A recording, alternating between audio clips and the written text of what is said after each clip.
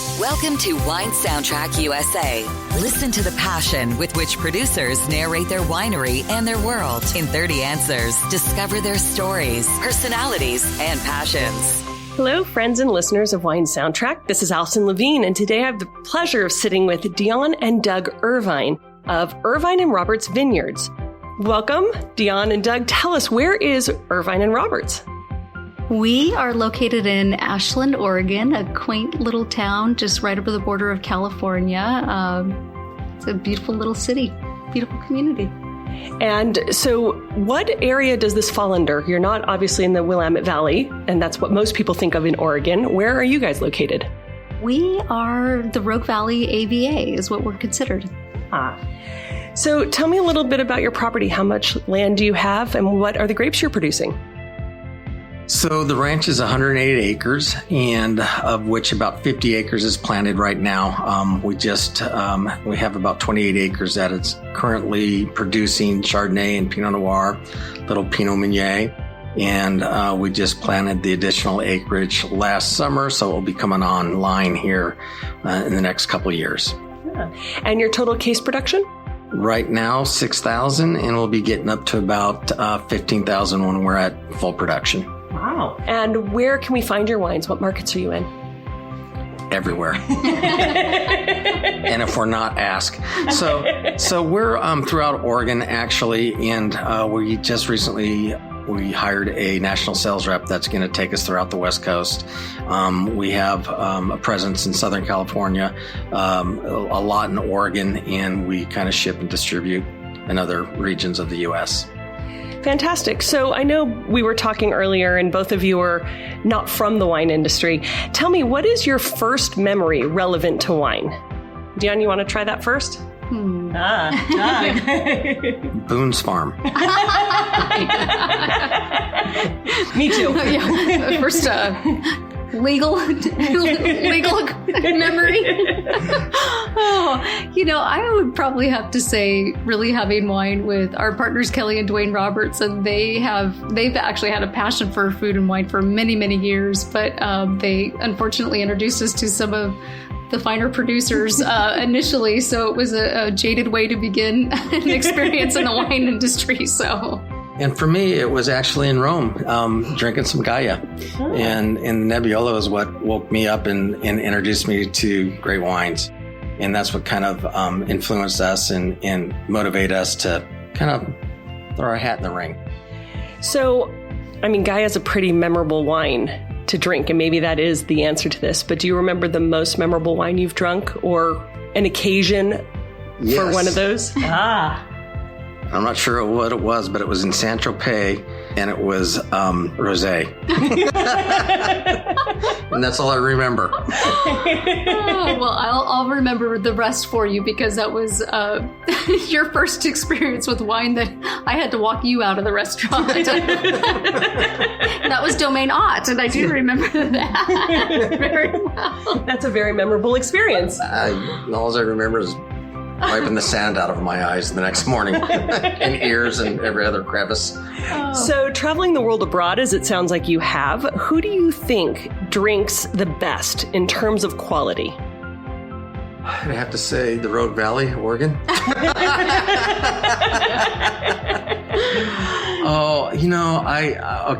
My love is Burgundy, and there's just so many wonderful Burgundian wines out there, and any of the Burgundian wines are where I like to go. Mm-hmm. And I think, too, what draws me in and probably has an influence is just the experience. When we traveled there a couple of years ago and went to Pomard and just walked into a winery at the very end of harvest. It was their last day of harvest, and they welcomed us, and yet it was the end of their season. And we know how much hard work goes into that, and yet they were still so welcoming. And I don't know if that probably does influence your taste a little bit, but I have to say that things like that, have probably played a role, but that was probably one of my more memorable experiences. Wait, this is going to Italy, right? This is broadcast in Italy? No, nationwide. Okay, so All right, if it was Italy, I was going to say, well, we love those Italian wines. No need to show a false bias. But it was what led you into the path. So you said that you have a love for Burgundy. If we were to go into your cellar, whether that was a little refrigerator or a nice little man cave, would we find a lot of Burgundy, or what would we find in your cellar? You'd find a lot of different Pinot Noirs and Chardonnays throughout the world. West Coast, a lot of Oregon Chards, Napas, and Sonomas. We like to taste others, see what they're doing. And we're kind of heavy on that. A little bit of Cabernet, just because we steal it from my brother-in-law. Is there anything in particular that you're drinking right now that's giving you great pleasure? Oh, I have Robert Britton's Chardonnays are absolutely intriguing to me. His Pinot Noirs are incredibly different than what I think most people think of an incredible Pinot Noir. And then some of the other Ramey I've been drinking. I've been opening quite a few of those lately. But some of those smaller producers in the Burgundy region are just the fun ones that are more the special occasion, of course, to open those up because it takes so much work to get them back here. Absolutely. But, yeah. And Ragushi from Stag's Leap, he makes a great cab. And I think it's part of the experience that we had there, the fun, and, combined with great wine and just a great wine experience that you bring home with you. I enjoy their wines. Do you think there's a such thing as a perfect variety? Yes, and that would be, there's two perfect ones. That's Chardonnay and Pinot Noir. And you have no skin in the game on that one. No, just, No, I think that there's so many amazing, wonderful wines, and the state of Oregon produces a number of great wines from, the Pinots and Chards, the Chardonnay to the Gamay, and there's a lot of bubbly going on up there now. And of course, California's just loaded with wines and the Tempranillos of Southern Oregon and the Cabs, and, there's so many great wines. Not just one perfect. No. I know. I think that's a really tricky question because, not only if you did find one that you liked, and maybe it was because it was produced by a specific producer, it could be completely different and not so perfect, maybe in a different, region or different. So, gosh, I don't know. Probably the one I'm most intrigued by is Chardonnay because I am fascinated by the expressions and the range of expressions of it. But I don't know that I say perfect. Yeah. So here's another trick question, or maybe not. What's your opinion on wine critics and scores? I love all wine critics and their scores. And Dionne, the honest answer? Well, they do. They play a critical role, and it's. But it's subjective and it's art. I think about everything from perfume to coffee to there are so many other things that taste or smell. Incredible to one person but not to another, and so but they are trained they are trained to do this and probably overall hit it pretty well. There's been some wines that we thought were just fantastic, and some critics score them high and some critics weren't turned on by them, and that's okay. I never get offended because everybody has their own taste, their own thing, and you just try to do the best you can, and hopefully you get critics that support you and give you a nice score. And if not, you just dust off your pants and go on. But it's okay. So talking about what, you like as a consumer, red, white, or sparkling? I like a bold red. I do like a nice chewy red, personally. And probably at the moment, I'm pretty intrigued by sparkling. And for me, really, at the moment, I really got turned on to rosés. I love rosés throughout the year. So bold red, rosé, sparkling wine. When we talk about sparkling, champagne or from somewhere else? Well, Oregon actually is really diving in pretty deep into sparkling, but because of the time frame that it takes to actually put out something. You're drinking champagne in the meantime. Yes, yes. But doing the juxtaposition between the two is also fascinating, just to see what we can produce in this, in our beautiful valley. So when it comes to food and wine pairing, we always, learn about rules. Do you believe that these are rules that are to be followed, or how do you approach food and wine pairing? Dionne takes it a lot more serious than me. And I've always said, if there's a food you like, well, how should I say this? I don't care. If I feel like a white wine with a pairing of something that doesn't normally pair with wine, a white wine or a Chardonnay, I'll do it because I want to drink the Chardonnay or I want to eat that food, and I guess that's not exactly the political correct thing to say and do, but that's how I feel. So whatever turns people on, whatever wines, mix and match, have fun. I know. Well, we are the yin yang for sure. But I think for me, I love that a wine can actually elevate the taste and the flavors and aromas within a meal and vice versa. An actual food pairing that really dials it in can bring that experience with that wine to a different level. Because I've actually had it where it's done the opposite. Mm-hmm. And so I think my only rule would be as long as it's not doing the opposite, where it's making that wine not be its best self or that meal actually be, what the best it could be, then I'm okay with crossing that line every now and then. And on those occasions when you drink a little too much, do you have any special remedies for hangovers? Vodka.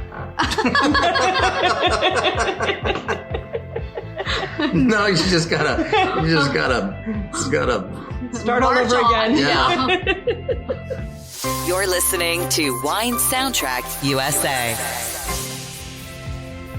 So a lot of people may not be familiar with your wines to date. I've had the pleasure of tasting them, but for someone who hasn't tasted your wines yet, what do you think they're missing out on?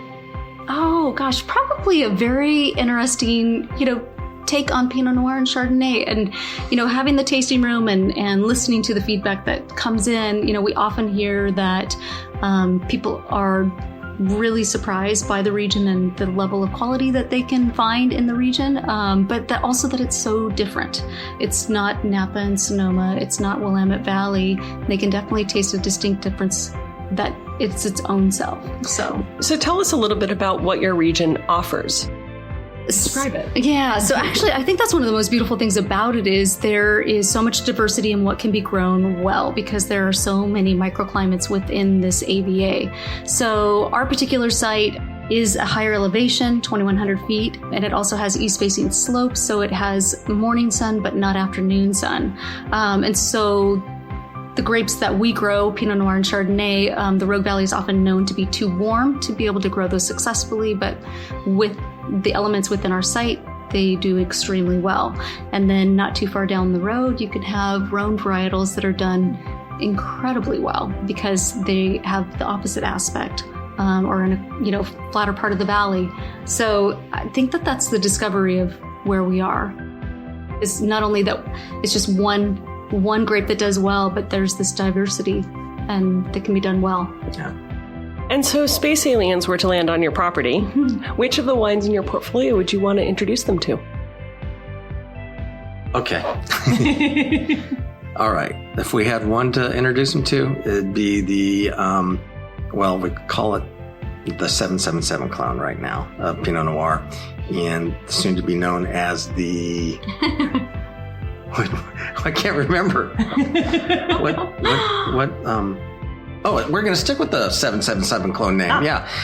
It's because with your Pinot Noir, you're doing clonal selections. We are doing some clonal selections, and we're going from the clonal selection to the fanciful names, but we are going to stick with 777 clone because everybody knows it, and everybody requests it. We never have it because we sell out real quick of that varietal, that clone. So that's what I give the alien. So every vintage tells a different story. I know some regions have less differentiation from year after year. But in your experience, do you see a big difference from vintage to vintage, or do you see more things repeat themselves? I don't think there's been one that's ever been the same. And I think that that's what is so intriguing about it. You can't have a recipe. You have to deal with the hand that you're dealt. And there's usually a wild card in it, for sure. And you have to be creative and figure that out. Yeah, I don't think that our goal is to have a wine that tastes the same year over year. Kind of just the opposite. We like to see what Mother Nature gives us, then make the best wine we can from there. And so far, it's gone really well. They're close, but you can tell the differences in each vintage, and that's kind of fun. Do you find that there are any signs or omens that you will capture that will predict the outcome of a harvest? Just when you think you have, that next curveball will come your way. So whether it's been a warm summer and you think the trajectory is going to continue with that, then all of a sudden it will cool down by 20 degrees for the next 10 days and everything that you were planning to pick is now on hold. Yeah. And so, yeah. They say that many producers walk through their vineyards and into their cellars and talk to their wine. Have you been known to talk to your grapes at any point in their development? And if so, what do you say to them? We know our vines on a personal basis per vine. We know exactly which ones are struggling, which vines are doing really well, and then we don't really have to worry about that much.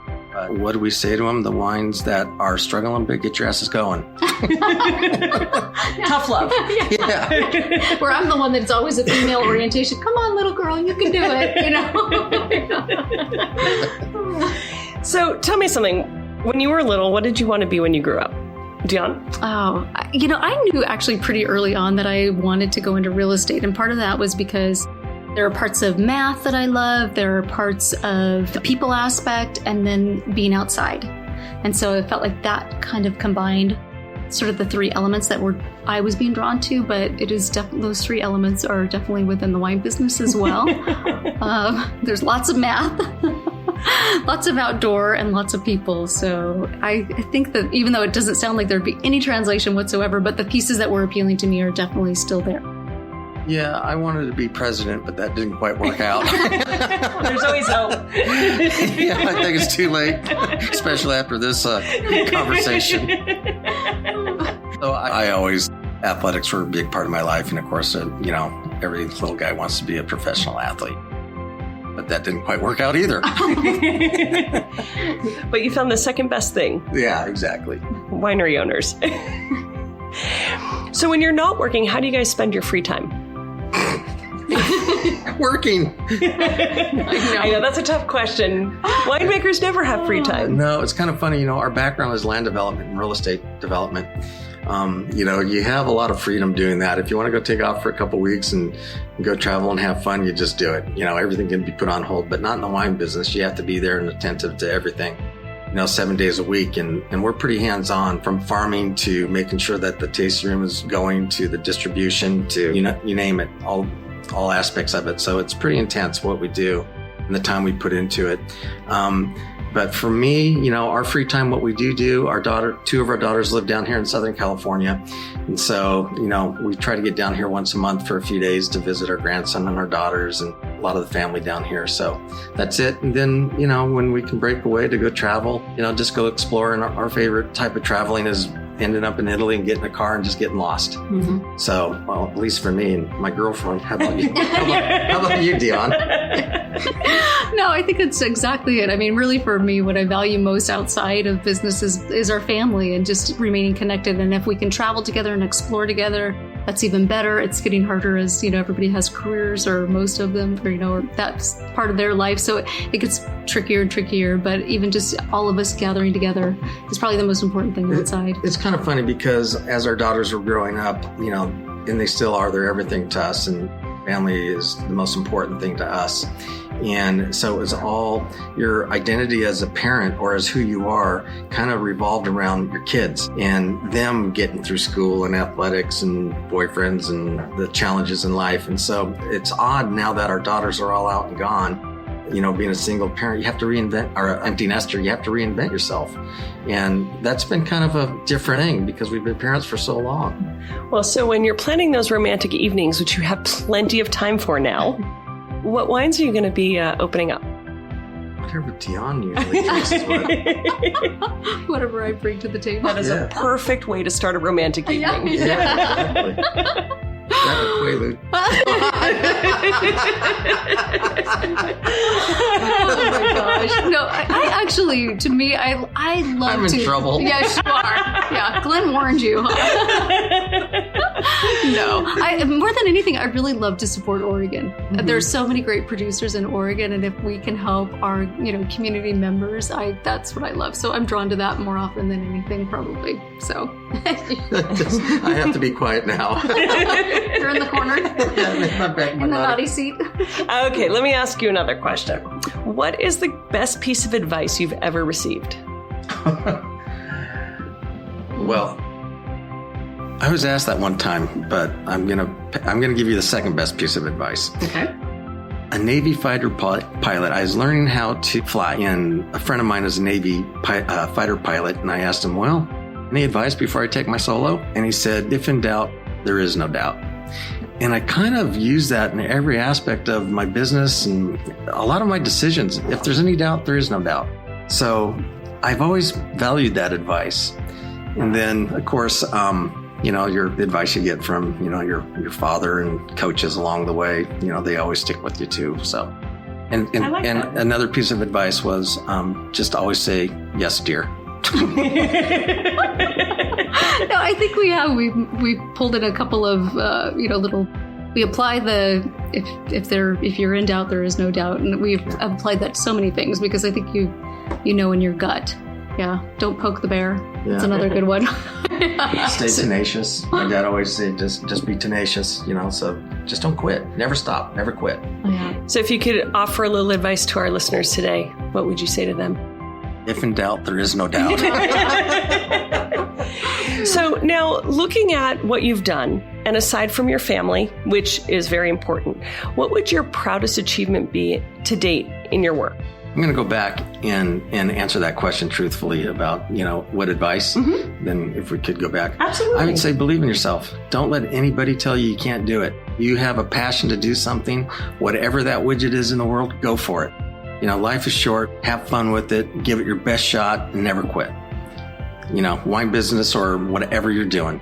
Okay, sorry about that I digress. No, but and on that, since you are pursuing a passion of yours and not quitting on that, what would you say is one of your greatest achievements to date? In the wine business? In the business world?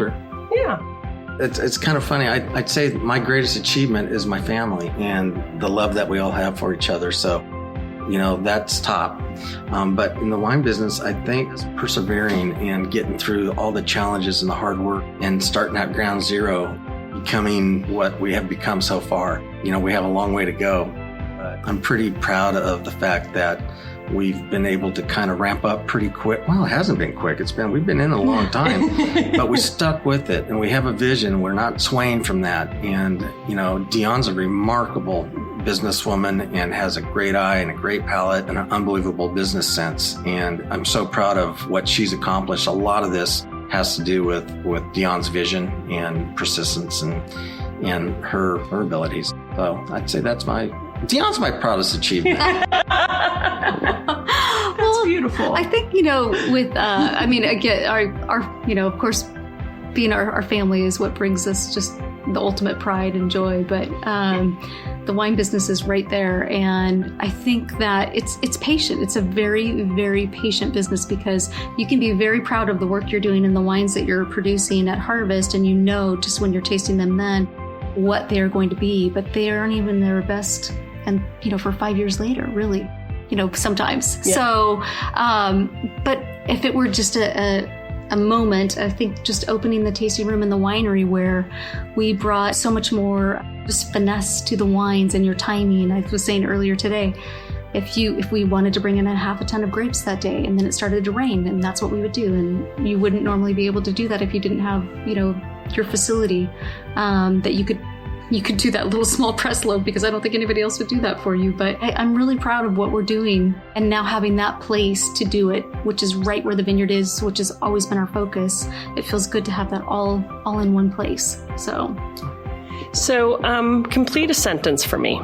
A table without wine is like... I'm going to let Dionne answer that. Yeah, great thing. See, all my thoughts are naughty. And you might not be allowed. Well, if you have a PG version of your naughty thought, a table without wine is not very divine. I don't know. I've never thought about that. Yeah, I don't know either. I mean, all I could think of would be like a life without joy, because there's so much joy that I think that you have when you have a table with wine, with friends, with family, with, Exactly. The celebration and the atmosphere that it brings to the table, and the fun of sharing that bottle of wine with your friends and family. It's that fellowship that is created with it. It just adds to the experience of that being together with your friends and family. So, without wine, it would be kind of a boring table. Yeah. So I'm going to put you on the spot again.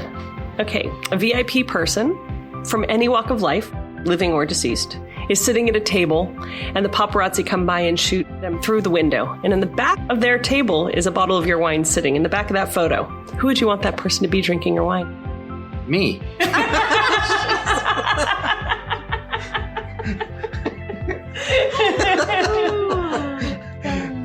After I'm dead. Let's see. I would have. Who is everybody ringing a bell to you? No, it's terrible to say Who in that. history has really been? Maybe Muhammad Ali. Okay. He was such an intriguing man and such a warrior and champion, and I'd have to say he'd be one of them. Condoleezza Rice too. I've always loved her. She's so intriguing, and just the chance to get to sit and talk with her would be amazing.